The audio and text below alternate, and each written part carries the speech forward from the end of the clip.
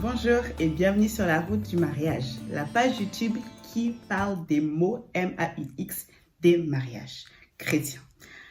Alors, j'espère que vous portez bien, que vous allez bien. Aujourd'hui, le sujet que je vais aborder, c'est qui t'a dit que le mariage était facile?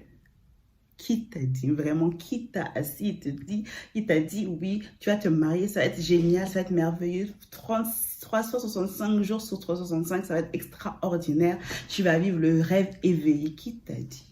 Je vais diviser cette vidéo en deux. D'abord pour les célibataires ou les gens qui ne sont pas mariés et après, ensuite, pour les mariés. Alors, cette vidéo n'est vraiment pas pour vous effrayer, hein, les non-mariés, pour vous dire que, mon Dieu, c'est une catastrophe, je ne veux pas me marier. Si c'est ça, je vais rester chez moi tranquillement, chez papa, maman, toute ma vie. Non, mais aujourd'hui, malheureusement, il y a des gens qui se marient sans savoir dans quoi ils s'engagent, sans savoir que le mariage, c'est un combat, c'est vraiment des difficultés qui peuvent arriver, c'est des hauts, c'est des bas, c'est des fois un bateau qui tangue.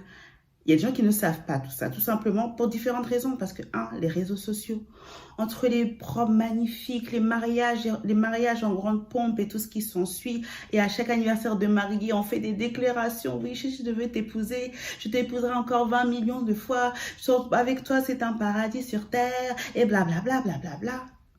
Donc, on pense que oui, le mariage, c'est magnifique. On regarde des films, coup de foudre, machin, et ils vivent heureux. Mais la réalité est tout autre.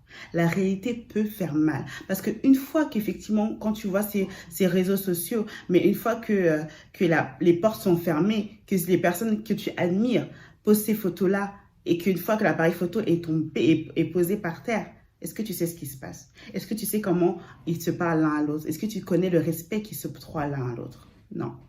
Donc, évitons de se comparer.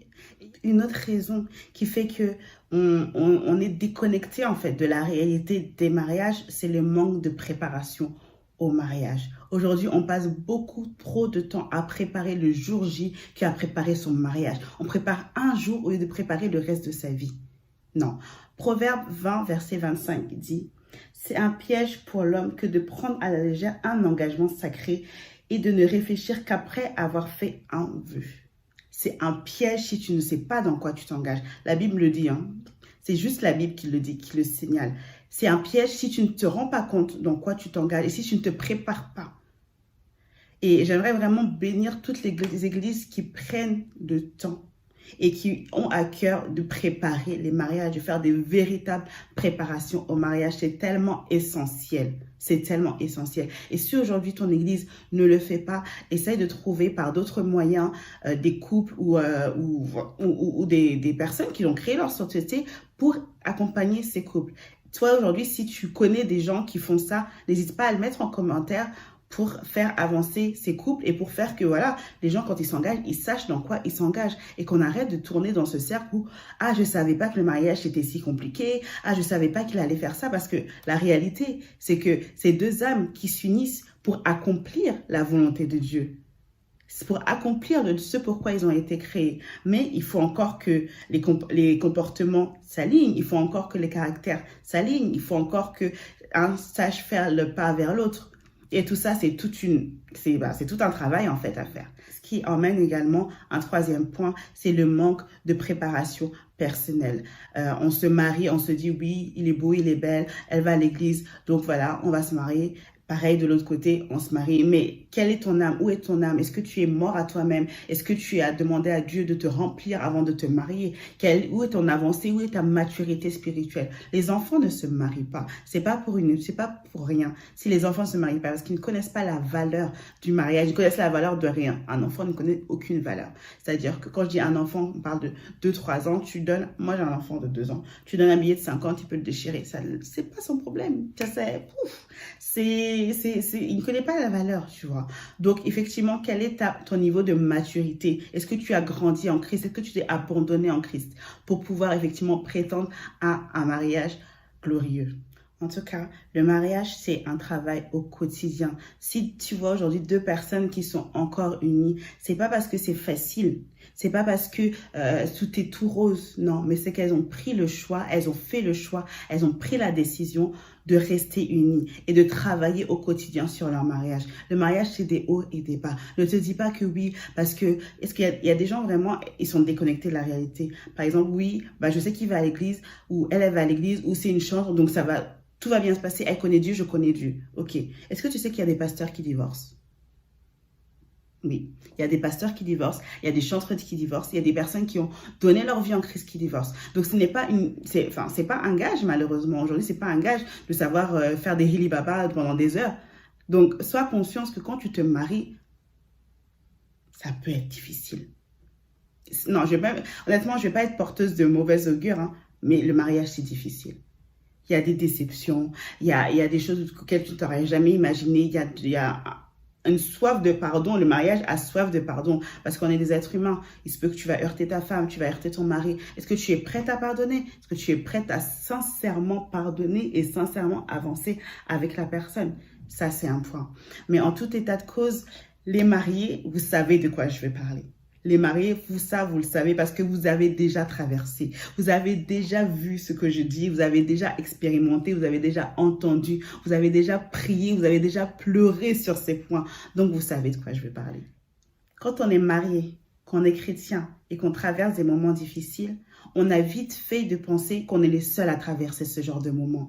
On est les seuls à être dans ce genre de situation insurmontable où on veut tout abandonner, où des fois, même l'idée de divorcer nous vient à l'esprit et qu'il n'y a personne, tous les autres couples chrétiens ont l'air si beaux, si merveilleux et que nous, c'est une catastrophe et on ne s'attendait pas à ça.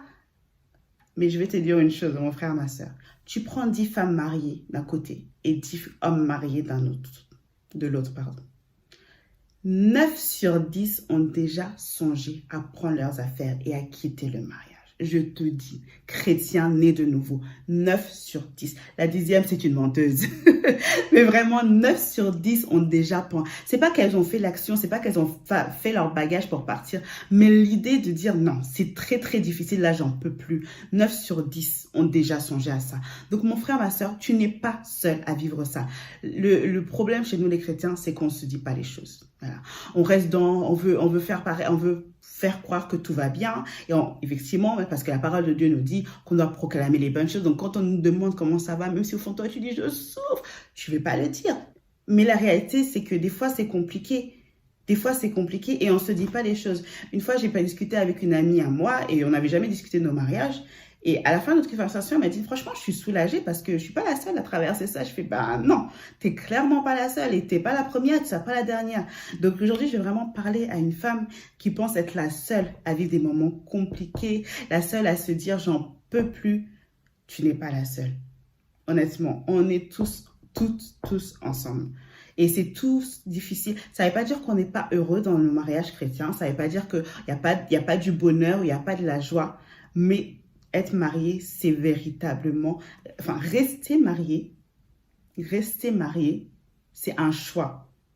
Et tout choix a des conséquences. Et c'est un combat. Donc, s'il y a une sœur qui véritablement se sent en détresse, j'ai envie d'une sœur ou un frère qui se sent en détresse, n'abandonne pas. N'abandonne pas ton mariage parce que tu es la seule ou le seul qui peut combattre pour la réussite de ton mariage. Et il y a un verset qui rassure, c'est la fin d'une chose vaut mieux que son commencement. Je sais pas pour toi, mais moi, ça me rassure. Je me dis que ouais, peut-être que les débuts sont difficiles. Les débuts, voilà, il faut qu'on puisse s'accorder pour être un, s'accorder dans nos comportements, dans nos réactions, etc. Mais j'ai foi, comme dit la Bible, que la fin de nos mariages, vers la fin, ça s'écrira gloire et que tout se passera bien au nom de Jésus.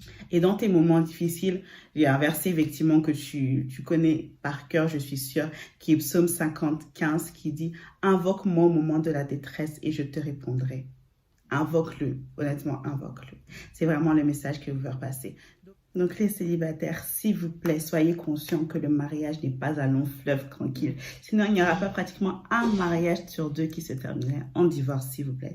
C'est pas quelque chose d'évident, c'est pas quelque chose de limpide. Même si aujourd'hui vous dites que vous l'aimez tant, qu'elle ou il est la personne la plus extraordinaire que vous ayez jamais rencontrée, gloire à Dieu, véritablement gloire à Dieu.